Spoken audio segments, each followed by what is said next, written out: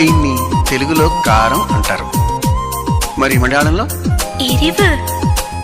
ఓహో, ఇది తీపి మీ భాషలో మధురం. మరి చేదు చేదు చేదు చేదు కైకు. ఆరే రుచులని అనుకున్నానే నిన్నటి వరకు, ఏడో రుచినే కనుగొన్నానే నీ ప్రేమతో.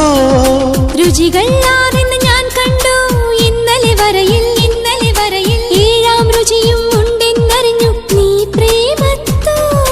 నిన్నటి దాకా నాలుగు దిక్కులు ఈ లోకంలో, ഇന്നു മുതൽ నువ్వే దిక్కు ఎన్ లోകത്തിൽ.